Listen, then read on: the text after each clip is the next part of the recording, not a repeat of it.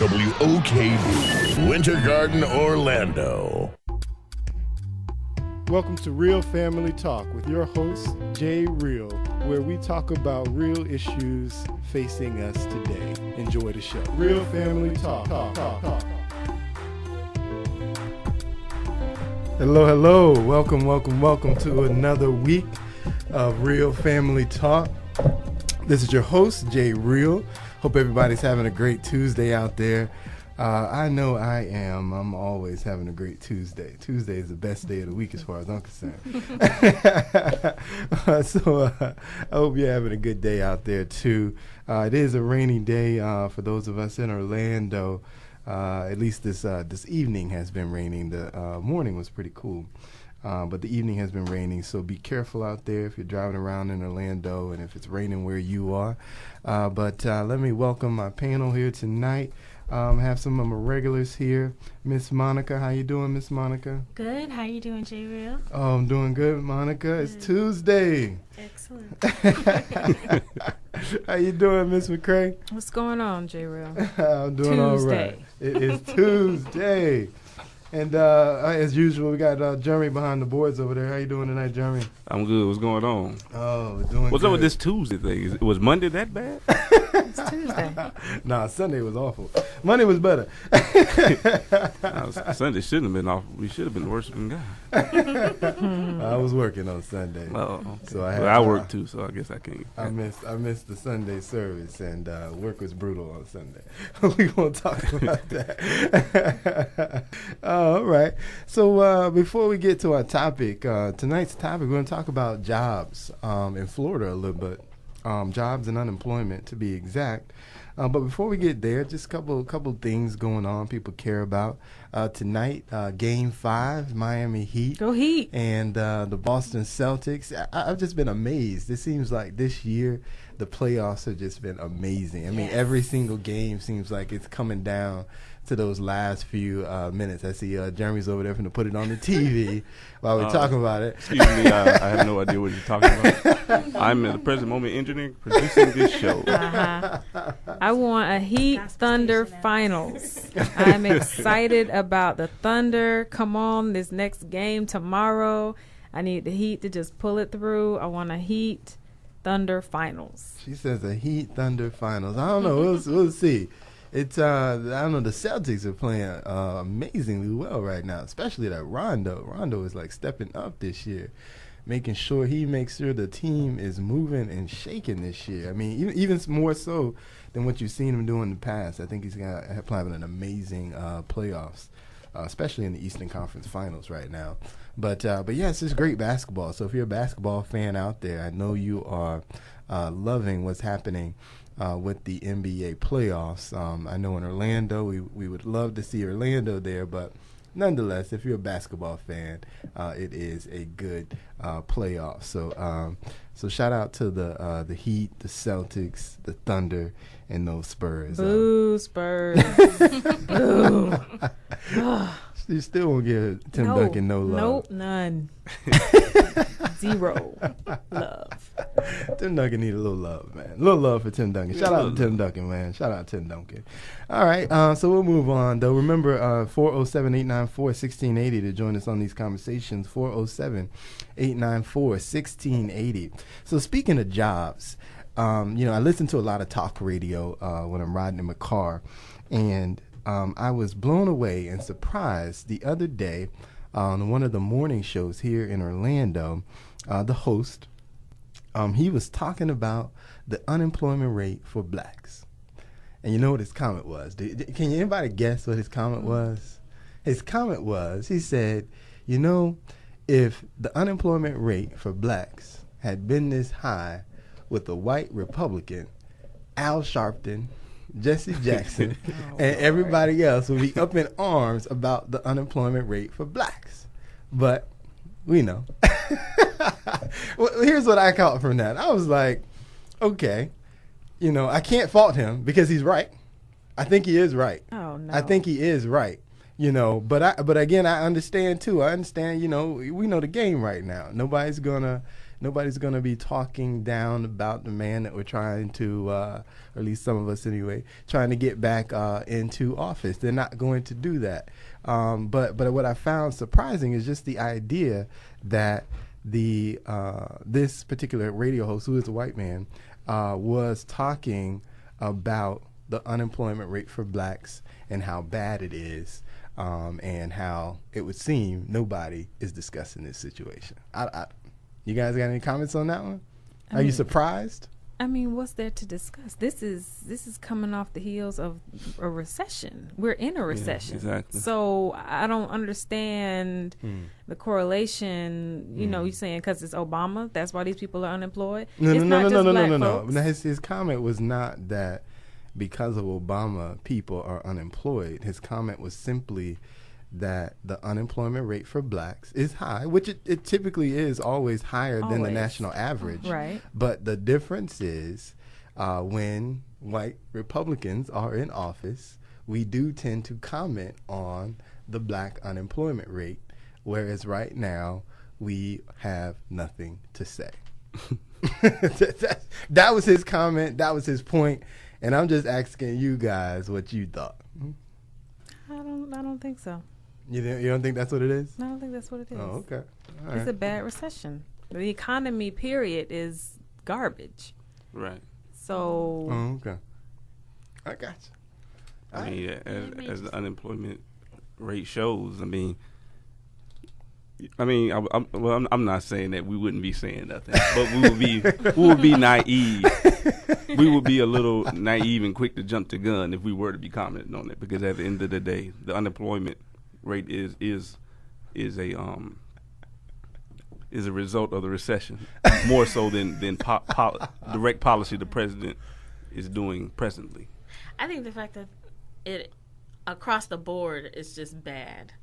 That the fact that we are worse is really not much of a surprise. So we all are struggling, and so there's no need to continue on to make that point, because everybody, there's a large amount of any. We are population. recording this show. Is that right, Brother German? Yes, we are. We sir. are recording this show. Yeah. We are Okay. definitely recording. Michelle, yeah. Because when Mitt Romney wins the presidential nomination, today is June 5th, he 2012. is not going to win. No, he's First not of going all, to win. And then when I hear y'all tell me, we know we need to be talking about the black unemployment rate, I'm going to play back this show. Yeah. And I'm going to say that the president has no real influence Well, on the actually, unemployment rate. If And if Mitt Romney's going to do what he proposes to do, then there should not be a significantly low unemployment rate for anyone. right? If he's talking what So- he's supposed to say, all that Right. stuff that he's talking, Right. like he's gonna straighten everything out soon. Yeah. Day one, Just like the businesses. superhero. Says. So if that's the case, I'm gonna make the country we millions, should- Just millions and billions. I'm gonna clear the debt on day 2. on Uh-oh. day 2, That's what Romney. day 2, wipe what out $15 trillion That's what a he's day. gonna. That's what he's Yeah. gonna do. That's He's what a he savior. says. He's a savior. of the tomorrow he'll USA. say something else, but that's what he's saying today.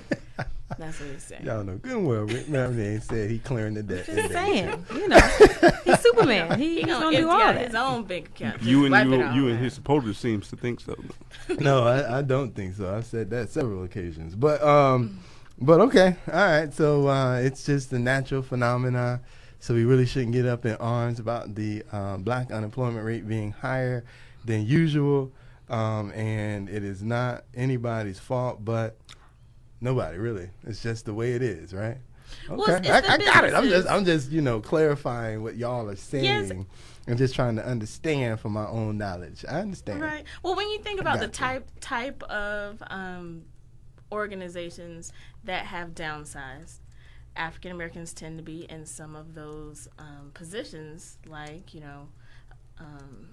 many of the organizations that have in businesses that have downsized and laid off people. So that would be why a lot of the African American population, or at least the unemployment rate for a lot of African American people is higher. It's because a lot of those jobs have been cut. So Okay. All can't right. really do much about that. All right. I hear you, Miss Monica, Miss McCrae. Brother Jeremy. We'll see what happens. We'll see. Now, if it's like that, Hey, but I know Jeremy, you know, had the president. But no, that's okay. We ain't going there tonight. We're going to leave that alone. Y'all, I understand. No, say it. I understand. Y'all, I want you to say it. Y'all know if the president had been a white man and the unemployment rate for blacks is as high as it was, we'd be not necessarily you all, but those that tend to that quote unquote speak for the black community would have something to say, and that's just the bottom line. And I don't know why we're playing around this idea. I mean, I understand we want to support our president, and I don't have a problem with that. But what can we do? Just give it a little bit of honesty. Well, did they? Okay, let's.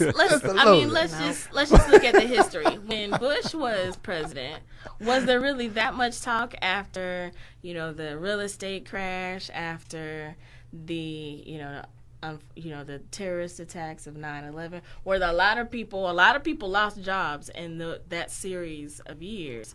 Was Al Sharpton and Reverend Jesse Jackson and all those screaming and yelling at him? I don't really recall anything like that. Do you listen to Al Sharpton? I guess not too much. Yes, he was. Yes, he had something to say. Yes, he did. Right. Yes, he did. But that's okay. 407-894-1680 if you want to call. 407-894-1680 is the number if you want to call and join these conversations. But yes, Al Sharpton did have something to say. The Congressional Black Caucus had something to say. A lot of people had something to say. But that's okay. I understand. I see we got a caller tonight. How you doing, caller? I'm doing good. That's good. And your name? Miss Renee. What'd you say? Go ahead. I have a comment and a question. Do me a favor. You'll turn your radio down in the back a little bit. Okay. Thanks. Go ahead. I have a comment because they're trying to blame the president for the unemployment rate, but when he came into office, I think it was at 10.5 or something % nationwide, and in Florida it was at I think 8.5 or 8.9%, and it went down a couple of years ago down to 8.0%. So if anything, the president might have brought it down, not up. Because when he came into office, we had an unemployment high rate issue nationwide. So they really can't blame the president for that. He came in a mess. So they just need to get off of that. And then the other thing is the war is really why the unemployment is the way it is. A lot of the soldiers that come out, they're trying to get their minds right. They're suffering from post-traumatic syndrome or whatever. Stress disorder. So, how can they work if their minds are not right? Mm-hmm. Okay. And so a lot of them are homeless, but they don't speak about the thousands and the millions of people who serve for this red, white, blue country that turn around, turn their backs on them, and leave them hanging, homeless, and unemployed. They have to go back and retrain them, try to help them find a place to live and get their minds right with medicine and drugs. So they need to talk about that. They also need to talk about the prisoners. Since 2011, America's been using prisoners to build missiles, which somehow, even though there's such a high, issue with unemployment, but there seems to be no problem them finding billions of dollars, trillions of dollars for war. All right. We appreciate your comment. Thank you. Thank you for calling in. I'd like to know what your comment is on that. Why is it that they can use prisoners to build missiles? And I'll find the article and call you back and let you know. But it is reported, just go on the internet and you see it. They're using prisoners to build missiles for wars, spending millions and billions of dollars, but yet we have an unemployment issue. We have a poverty issue. Well, I mean, we have somehow lack of money. And somehow these same prisoners, when they get out of jail, can't find jobs because of their felony records. Well, let's be honest. When you're talking about building, using prisoners to build weapons, and they also use prisoners Some companies use them like as a call center and these types Exactly. of things. And so why are they doing that? They're doing that because it's a way to get labor, but lowering your cost of that labor. So, I mean, that's why they do it. And companies are in the business to make profits. And so if some prison is out there that is going to allow a company to come in and basically take a contract for some prisoners to do some work, they're going to take advantage of that and save some money on the back end, because they're not paying, workers the 10, 12 or whatever the amount of money that they'd have to pay workers that weren't in prison, and the benefits that they'd have to offer. There's probably a huge savings in that. So that's why they're using the prisoners. Honestly, personally, I don't have a problem with that. I mean, companies need to do and find ways to save their bottom line. And if the government who owns the prison, or if the prison was privatized and the company went out and spent their money to buy it, so be it. That's their money. They can do what they want with it. That has nothing to do with me. I don't have a problem with that. As far as the president, honestly, in all honesty, I'm really not trying to blame the president. My only point is that if any other person had been president, that would be an issue that we'd be talking about. And my point would be, it's an issue that we should talk about regardless who's president, not so much dependent on who's president. And that's my only issue. And I'm not saying it's all Obama's fault. If it was President Bush that we were talking about, I wouldn't be saying it's all his fault. I'm just saying it's an issue that is of concern to us, and so it's an issue that we should address and bring out to the public. And in my opinion, it should come from the community. It shouldn't come from some outside person who's questioning our thoughts, if you will, or our motivations. That's my only point. I'm not really trying to blame the president. He obviously he can influence, but he can't cause true change. So I'm not trying to put it on him. I'm just saying that it's disappointing that we don't discuss that simply because we're afraid it's going to look bad on him. When I think we should just be discussing it because it's about us and making sure us as a people are getting our needs addressed. And so that's my only point. But I'm really not trying to blame the president. I'm just saying, why aren't we discussing the issue when I think we should be? I hear you. Okay, I hear you. However, what do you think the president could have done differently? I mean, he came in a mess. He didn't cause a spill of milk, so how do you expect for him? How do you think he could have made it any better than the way it is now with the unemployment issue? Well, I'm going to go ahead and, like I said, I appreciate you calling. I'm going to go ahead and free the line, but I will answer your question. What I think he could have done, and this comes from criticisms that the CBC, when they were speaking, they've since decided to shut up. But when they were speaking, it comes from them in the fact that they felt like he was not addressing their issues and the things that they were trying to bring to the table, and kind of listening to them. And, so maybe that's what he could have done. I don't quite know everything the CBC brought to him, but I'd imagine people in the CBC did bring some ideas, and at least they felt at one particular time he wasn't quite listening to them the way they thought he should anyway. And so maybe perhaps that's what he could have done differently, is listen to those CBC members. That's the Congressional Black Caucus, if you're not familiar with the initials, and listen to them to see what ideas they brought to him. And maybe, again, not that he was going to personally cause the change, but it's about influence. It's about influencing those Democrats on his side, maybe some of those Republicans that are sympathetic to him, and influencing them to support some measure that might trickle-down effect, as they like to say. That's what he's talking about. Trickle-down effect, have an effect on the black unemployment rate. So maybe that's what he could have done differently. But again, according to them, when they were speaking, he wasn't quite listening to them. He told them to, what did he tell them, Ms. McCrae? Did he tell them to stop complaining and put on their bootstraps and help him get reelected? I think that's what he told them. So they shut up after that. But that's not right. But I will move on.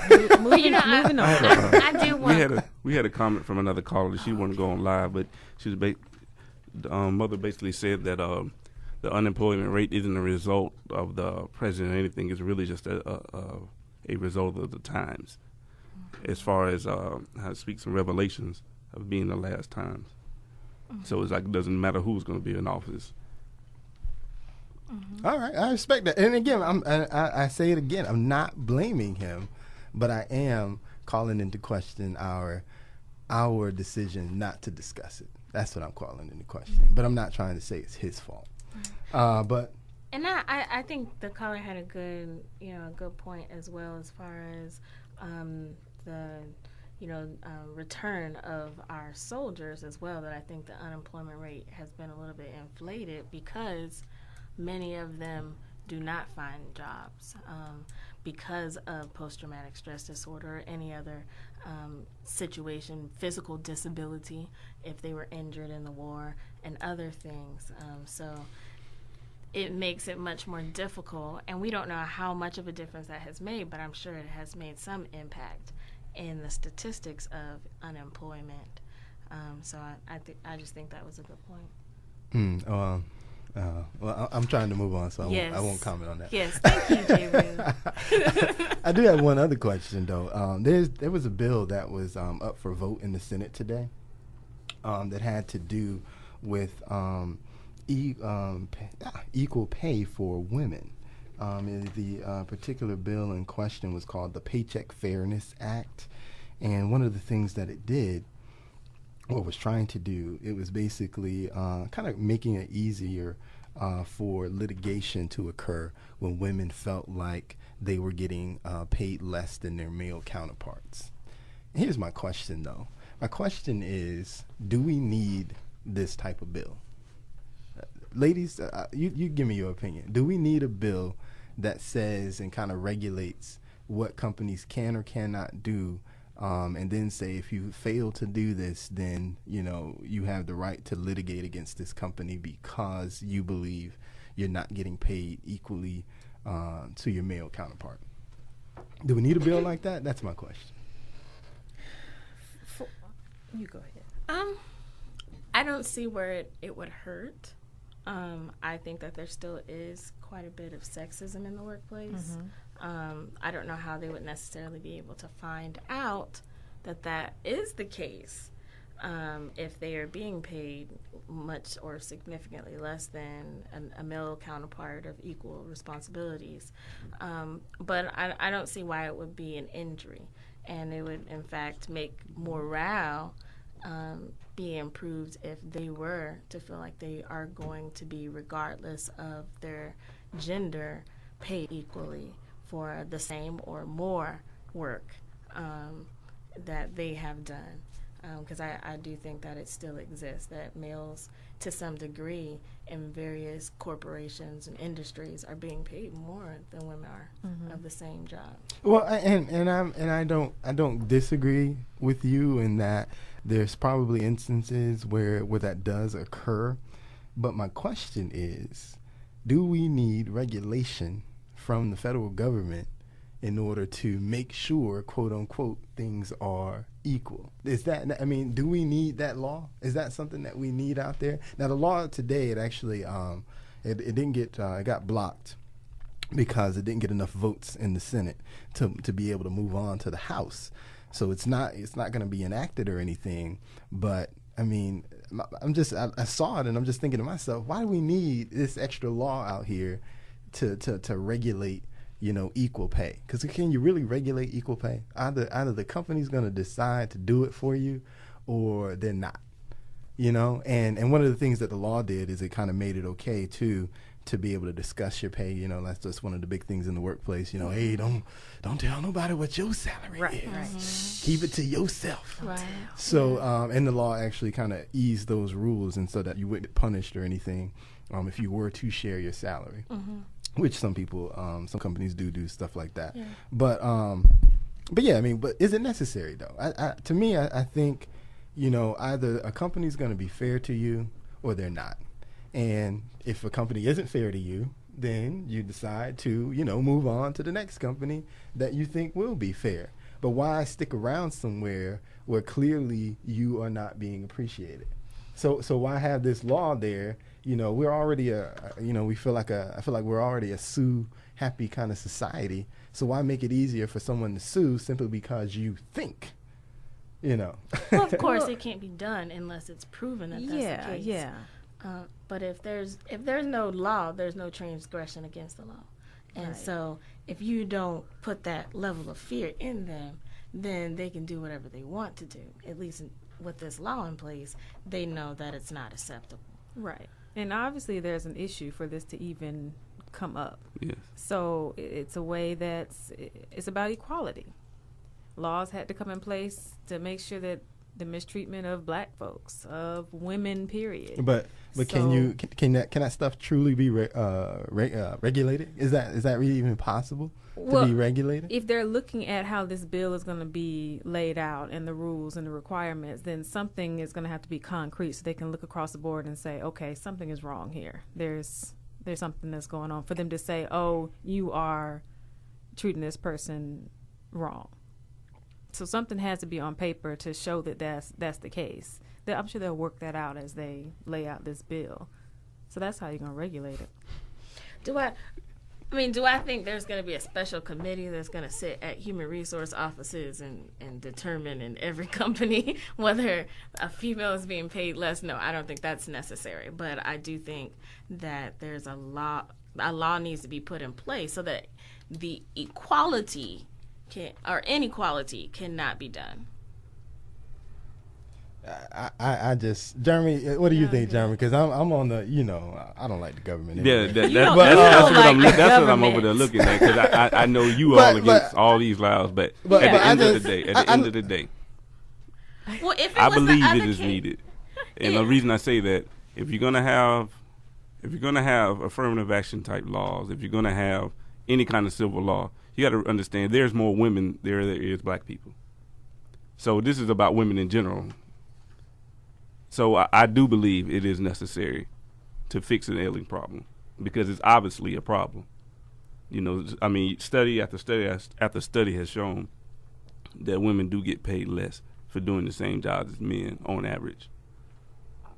Well, and I agree, but even with our civil rights laws, does anybody believe that there's equality? But it's not. It's not that it's going to make everything equal. What it is going to close the gap.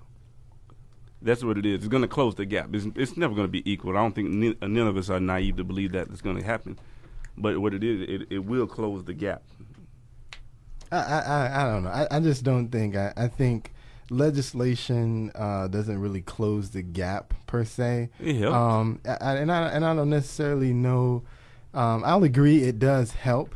Now the backstory on this is there's actually already a law that, and from 2009, that actually ended. There was a statute of limitations for these equal pay lawsuits at some point, and in 2009 they passed the law to get rid of the statute of limitations on the lawsuits. So there's something in place already that is there to protect them, if you will. So I just don't see why you need to add legislation on top of this. As far as how the game is going right now, remember 407-894-1680 is the number to join these conversations, 407-894-1680. According to the way the game is being played right now, the big game, of course, is that Republicans don't care about women and Democrats do. Right? That is the game that's being played right now. Mm-hmm. And so putting this particular bill up for a vote in the Senate, which is, for those that don't know, the Senate is controlled by the Democrats right now, is simply really a ploy to say, see, we're trying to do this stuff for women, and once again, they are voting no. You know what I'm saying? So it's just another way to say, hey, Republicans don't like women. Again, it's just not, I just don't see this as being necessary. I think it's just an extra piece of information out there that is not needed, that we can do without, because the companies that are going to do right are, the companies that are going to do wrong aren't. Okay, and you can have legislation out there. That's why they have lawyers. That's why people keep lawyers on retainer, so that when they get into a sticky situation, their lawyer can finagle their way out of it, or right? A lot of companies, especially the big ones, they have a lawyer on retainer with a set amount of money that he's ready to settle at any given time. And so you're not going to stop anything. So why put some extra piece of information out there that, because this is not about the big guys. The big guys aren't going to be hurt by this because the big guys are going to be prepared regardless. They already got $200,000 set aside. So when you come complaining about whatever, they be like, all right, here, I'm going to just slide you this 200. Yeah, you can slide the 200 and you move on. So it's the small business guy I understand that's hurting. Now, the big guy is going to slide you money, but then at the same time, what they're going to do, they're going to enact policy in their corporation to go through and start correcting some of these discrepancies. So somebody's in their salary is going to get raised. It's going to happen, even if it just happens at the top tier level. Those executives, those women that are executives, there's vice presidents, their salaries are going to come up. Once the lawsuit goes into place, there it is, because it's going to save face, because they just pay you off and then don't raise the salary. Then you come back on and say something. Now they got to deal with that bad press. Your Pepsi Co's, your McDonald's, they don't want to hear that. The Walmart, they don't need that out there. So they're going to have to fix it. Are you kidding me right now?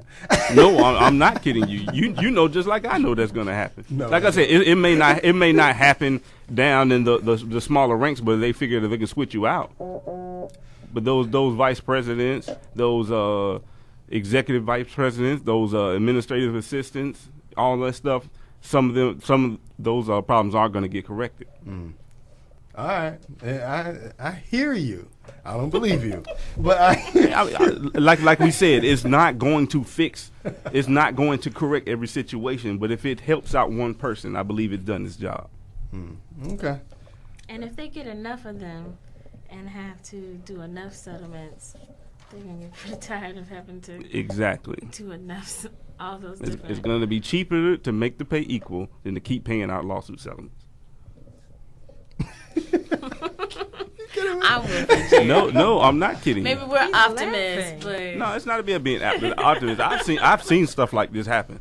It wasn't this particular issue, but I've seen stuff like this happen. So, like I said, with them top tier companies that don't like bad press, who can't afford bad press, or don't think they can afford bad press, those lawsuits will fix that problem. All right, I hear you. At least with current employees. All right, I hear you. Clearly, I still don't believe you, but I hear you.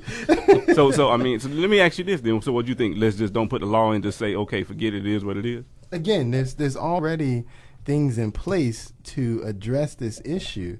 I don't see why we need another piece of legislation to support what's already in place. That's my point. Why do we need a second or a third or a fourth piece of legislation to already regulate something that is already of concern? We know that there's disparities with women's pay. You don't need a law to tell you that. Nobody's surprised by that. This is not new information, but there's already things in place to address that, so you don't need the extra law. That's my point. You don't need the extra. I don't believe law. It's an extra. It seems like this law is directly addressing this, as opposed to a piece of legislation that it falls up under.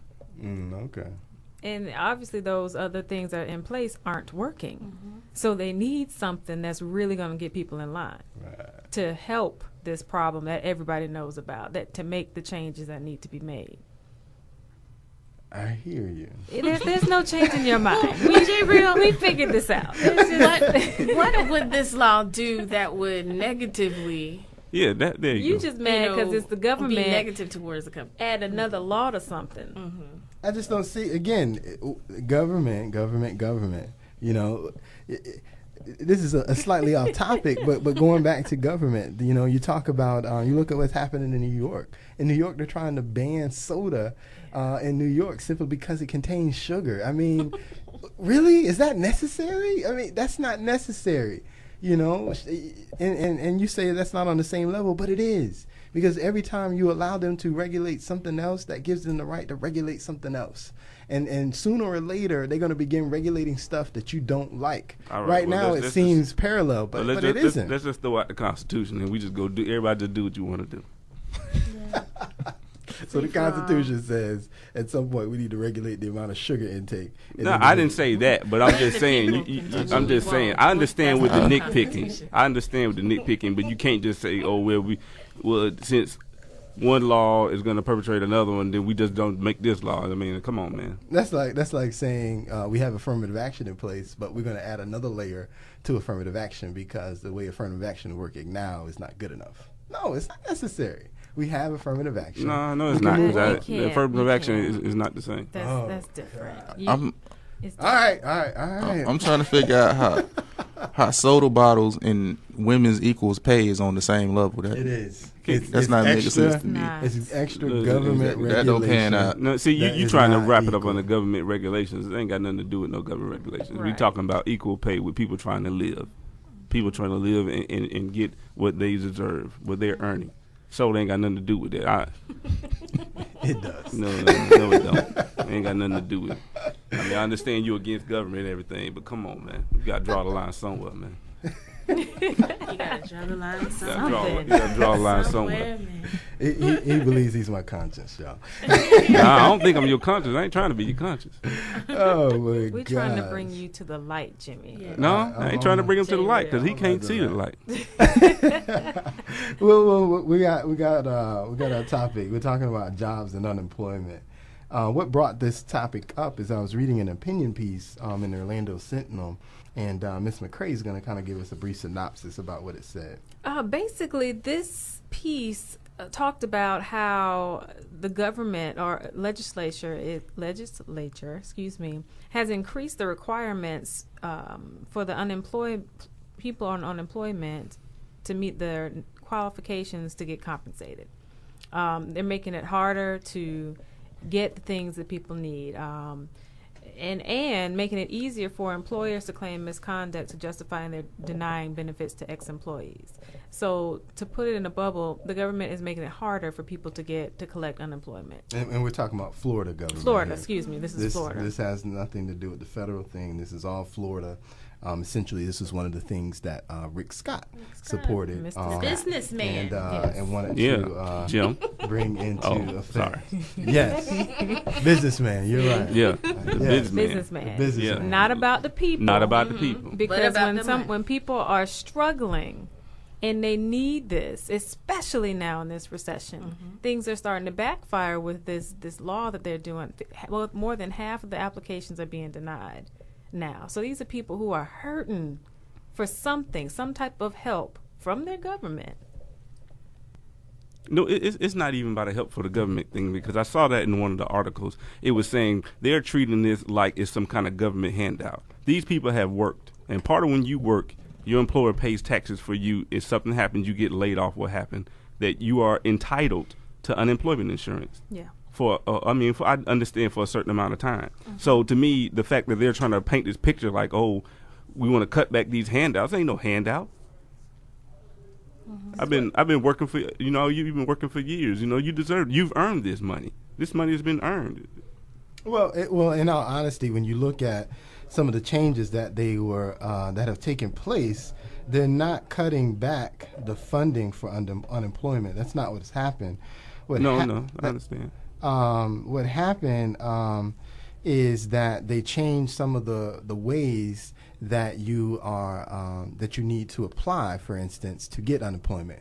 To give an example, before you can fill out papers, mail the papers in, and obviously then they process those papers. Well, they said, you know what, we're going to get rid of papers. We're going to do everything electronically. That makes sense to me. No, it doesn't. Hold on. No, let me interrupt you right quick on that particular point. He's because on fire. I saw that too. Because they're wrapping up in a situation like getting online is easily accessible. And I saw a comment where somebody said, oh, well, you can go to the library and get online for free. Everybody can't get to the library. Of course, we live in Orlando. A library is accessible here. But what about the people that's in Pasco County? Where the library is maybe 30 miles away and they don't have a car and there's not public transportation. They're unemployed. What about those people? The phone is the best thing, is obviously the best form of communication they can do. What about those people? See, that's my problem with it right there. They just ignoring those people. They push them aside. Well, I think, and again, 407-894-1680, 407-894-1680, this is 2012, man. Yeah, it is. And in 2012, every single thing that we do is moving online in some way, shape, or form. Okay. And it does two things for the eco people out there that say we're wasting, killing trees. I'm sorry, creating all this paper. It serves a point in making them happy because we're doing everything electronically. Two, if you're doing everything electronically, things tend to move faster when they go on the internet, so that your claims can get processed quicker. So to me, it's a twofold. It just makes sense. I mean, even when you talk about your health records, even all that stuff is moving online. Why? Because it's easier to keep track of this information when it's online, as opposed to depending on CZQ and Amy to put it in the computer correctly when they got this piece of paper that maybe, came in with 1,000 other papers, and, I don't know, they get lost, they got stuck on the facts. Okay, so it's more efficient to do it electronically. I don't have a problem with things being online. So I'm saying is it should not be people exclusive. don't have access to it, to online. They don't. I'm not saying every household has a computer, but I guarantee you every person knows a person with a computer. I guarantee you every person that doesn't. Bad enough, you're going to find you a computer. Okay, or they have a cell phone or a smartphone where they can have some kind of access. Everybody. Those people think there's about the many rural people. They people. have a cell phone. I'm trying to tell y'all, there are people here in Atlanta that don't got smartphones. I'm trying to tell y'all this. I'm not saying that everybody has smartphones, but there are people in rural areas who do not have easy access to computers. Y'all forgetting that. Have y'all traveled all the way down I-10? You've been to Tallahassee. I know y'all. We done passed a whole lot of places that you can't even get a cell phone signal. So even if you do got a smartphone, how's that going to help you?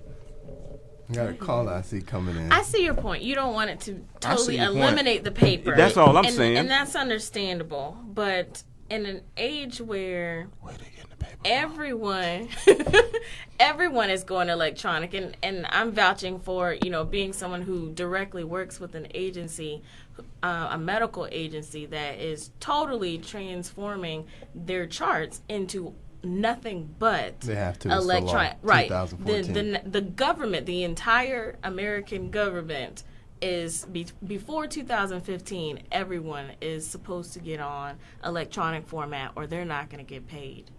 So we have to move in that direction, and companies are saving a lot of money because of that, and that's why they decided to do that. But we have a caller. Yes, caller, how you doing? Doing great. Thank you for asking. How are you doing? I'm doing pretty good. And your name tonight? My name is Michelle. All right, go ahead. I have unemployment, and I actually got fired from my job for filing a discrimination claim. And once I got approved for unemployment, I only got a check for 1 week. Then I had to wait 3 months because they told me because I withdrew my 401k that I couldn't get unemployment. They had to reassess it. I had to send a letter to Washington EEOC because the EEOC in Miami didn't do an investigation. They were prolonging it in order for me to get my unemployment.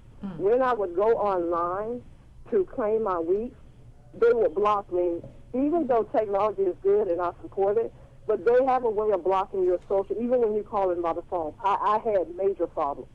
And I had access to a cell phone. I had access to the computer.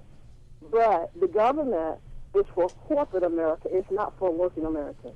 Speak on it. And that goes to the article, to the opinion piece. Thank you for your comment, caller. Thank you for your comment. I appreciate that.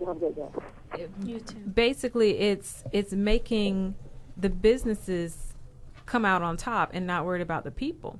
So 2 workers' advocacy groups recently filed the suit contending that the requirements are violating federal law by creating undue obstacles to compensation for unemployed people. And the Department of Labor is investigating it right now. Well, and I'll give you some of those complaints. Because another thing that the law did is, like I said, they made everything electronic. The second thing they did is there is a call center that you can call, but they decided to reduce the staff that was at the call center. Something else they did, the languages that you could call in and speak in. They still have English there, they have Spanish there, they have Creole, but those are the 3 languages that you need to speak in order to call in and talk to someone. In addition to that, there's a 45-question test that you have to take, and it's kind of a skills assessment test is what they call it. again, to me, when I listen to these things, it sounds more like they are cost-effective ways to increase productivity. Okay. Now, I understand what the caller said, and I sympathize with the caller because in all situations, there's going to be bad experiences that occur when you deal with the government. Okay, which is why I don't like the government. But anyway, there's going to be bad experiences, and so, but is it to say that everybody that's calling in, or 90% of the people that are having those experiences? Probably not. It's probably a very small percentage. But that doesn't mean that the system now is in fail because this small percentage of the people are not having a good experience working with this new system. And they did also change in and add in the misconduct that an employer can claim. Yes, which is even crazier.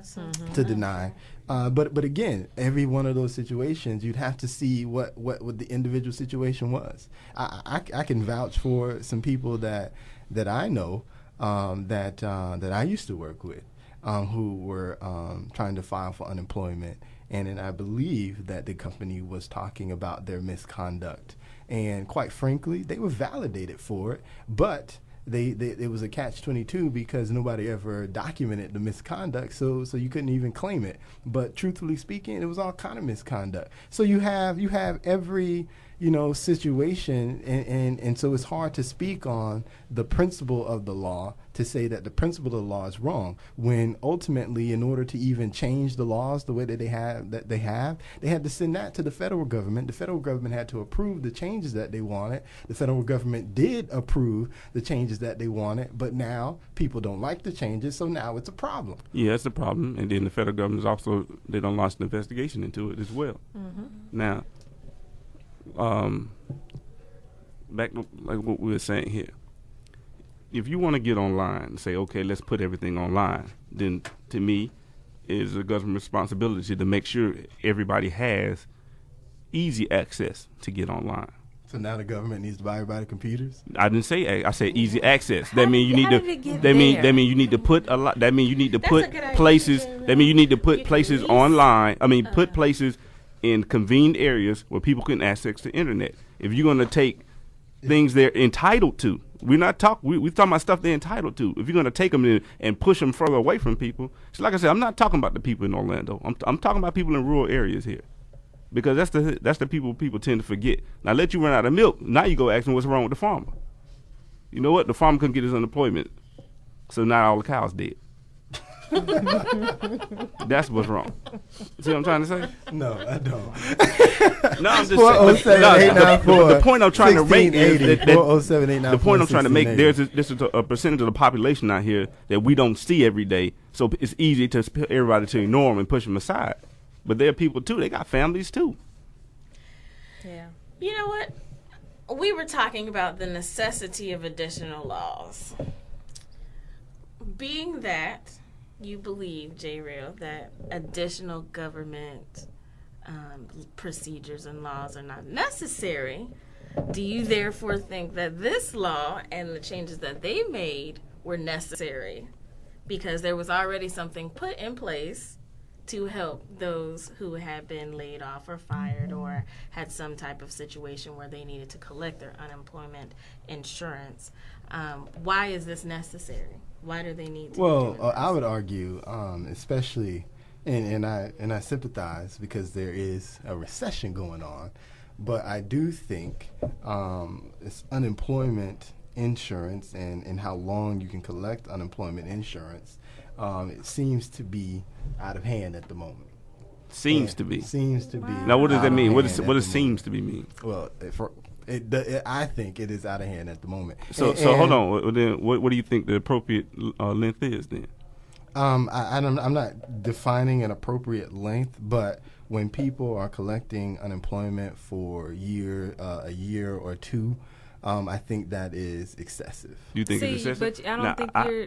Go ahead. Go ahead. No, I'm saying I've known somebody when I was up in Tennessee. They collected for 2 years, and that was part of when the federal came in and they extended it because of the recession. Now, reality: if somebody's worked for 20 years straight, they get laid off. They can't find a job. So all of a sudden, they only tied to 6 months unemployment. All those 20 years don't mean nothing. Yeah. There always has to be limits to everything that's done, especially when you're talking It wasn't no about, limits when they were 20 years in the factory kicking out product that the country consumes every day. Unfortunately, it's a part of business. Businesses not- and the economy withdraws. The business begins to lose money, and as the business loses money, one of the ways you save money sometimes is by reducing your staff. No, I mean, I'm not saying nothing's wrong with laying off. I'm not talking about layoffs. It's a natural part I'm not talking about layoffs. of life. I understand if you will. layoffs. It's unfortunate. We all hate it. Nobody wants to go through it, but it's reality too. And so I don't think it's reality for someone to collect unemployment for 2 years. I think that's a bit excessive. I'm not saying that you're going to automatically be able to go out and find a job that paid you exactly what you were making from the job you got fired from. If certainly depending on age and other factors, that the opportunity for that is going to decrease the older you are, and especially as far as the type of job that you were doing.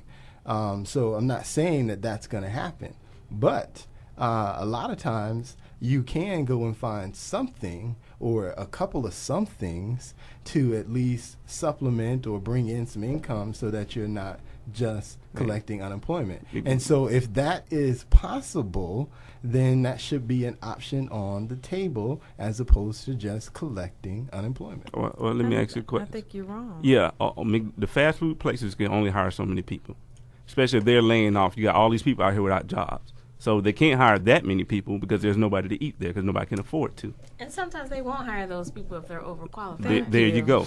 And then you have another issue here that this can be a whole nother show. Stop giving out this unemployment. Your crime rate goes up. You're stealing, you're robbing.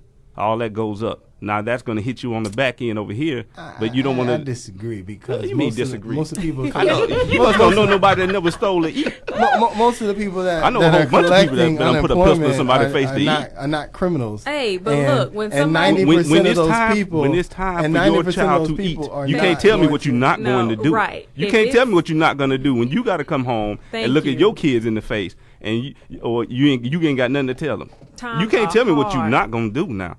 Don't tell me that. I'm not saying that there is a small percentage of people who might resort to crime. Small? But to say that the majority of the people who I ain't lose saying their majority. unemployment are I'm going to not start saying going majority. committing crimes. Well, Are we let's- serious? Let's They're just say gonna let's just say it's 30%. Seriously? they're gonna Do you what want they that- have to do. There you go. Do you want that 30%? Do That's- you really want that 30? Okay, let's say 10%. You want 10% out there right here scrounging and robbing people to put food on the table. Is that what you want?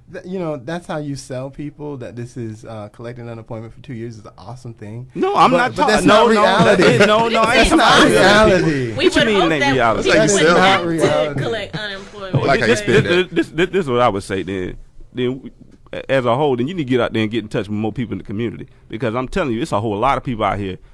I'm not talking about your hardcore criminals. They're just criminals. There are a lot of people that go to the grocery store and still eat. I've seen people do it.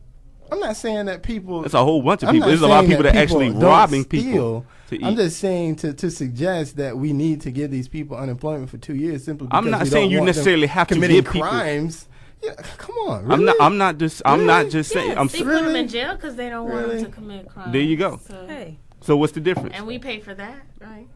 You So put them in you're jail gonna because pay. they did commit a crime. but you're gonna pay for it. That's what I'm saying. They create It is laws cheaper. So It that is they cheaper. Can put them in jail. It so is that they cheaper don't to have give worry somebody, about it. and it, with the whole thing with Florida, what number are we as far as the biggest state in the country? What number are we're we? number 3. All right, and we're 49 in unemployment benefits. That's a whole nother issue in itself. Yeah, You know, it's cheating so the people. it is cheating the people, and it is cheaper to give out unemployment than to house people in jail and prison. It's cheaper to give out. Okay. Do you not And agree? It's not a give No. out though. Yeah, that's right. you It's not a making give. it- You're It is a earning. give No, out. it's not no It is give not a out. give You out. earned. You've earned. You do earn unemployment, earned but it. you don't earn unemployment so that it pays you for the next 2 years, like it's some kind of No, income no, that you are working for. Nah, That's let me tell you like that's this. not what it's there It's for. It was like supposed to people be. what think it's it's there No, for. it was supposed to be $50,000. calculated that. Well, at least at one point, let me say this: it was calculated that you worked an X amount of time, you accrue a certain amount of time you can draw unemployment. Exactly. So, like I said, if you get laid off after 20 years, and now, like you said, it's hard to get another job because you're overqualified. Nobody wants to hire you. It takes 2 years to get on somewhere else. Why should you be penalized for that? I don't see that as a penalty. It is a penalty. It's not a penalty. How is it a penalty? Nobody wants to hire you because you're overqualified. And I done worked all these years. I done accrued all this unemployment. So you but we got cut it off. Yes, you do. Yes, you do. Well, then also, if you lose your job, don't you just deserve to have a check from the government? No, I didn't say that. I say if you've earned your unemployment. For as long I'm talking about as if you've been laid off. No. If you've been laid off. I'm talking about justly. I'm not talking about people who get fired, people who go to the job, mess up. I'm not talking to all these people abusing unemployment. That's not what I'm talking about. I see we have a caller, and it's almost that time. As usual, it gets not enough time. But I'm sorry. Oh, yes. How you doing, caller? I'm doing good. All right. What's your comment tonight? I have a couple comments, but I know I don't have too much time, so I'm going to make this real quick. All right.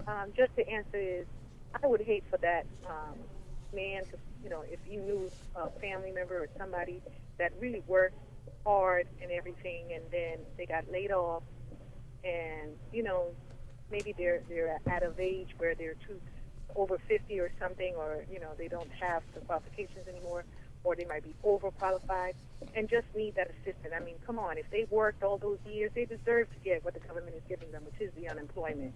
And if they extend it for another 6 months, so what? They extend it for a year or two. What do you expect the people to be on the street with their families? I mean, this is there to help. And they worked for it, so if times get hard, they just have to keep collecting the unemployment until things get better. And the other comment I have is, I found the article. It's under www.disinfo.com. Prisoners help build Patriot missiles. And it says here in 2011, since 2011, United Arab Emirates, expect to close a deal of $7 billion worth of American arms. So they were nearly using half of that cash spent on Patriot missiles, which cost as much as $5.9 million. However, they were using prisoners to build it. What makes it eye-popping and more shocking is that some of the workers in the manufacturing part were earning as little as 20 cents an hour. And this was done by a company called Unicor, previously known as Federal Prison Industries. However, why are they not using unemployed people to build that? All right. Well, I thank you for your comment, and I'll respond to that in my closing arguments here tonight. Thank you for calling again. Appreciate the information too. Again, as I said earlier, as it relates to the prisons, again, private companies are going to do what private companies want to do to save a profit, and I don't have a problem with that. And that's why they do it, because it's cheaper to pay those prisoners than it is to pay said person, $20 an hour, $30 an hour, whatever the case may be. And so that's what that is. But in closing, I'm not saying that unemployment insurance is bad, but everything needs a limit. And regardless of the situation, there has to be a limit, and things will improve over time as long as you are making an effort to see that does happen. Remember, Real Family Talk on Facebook, Real Family Talk on Twitter, also realfamilytalk.weebly.com and Real Family Talk on YouTube. This is your host, Jay Real. We will see you again next week with another heated topic in the building. Jeremy. I'll see y'all next week.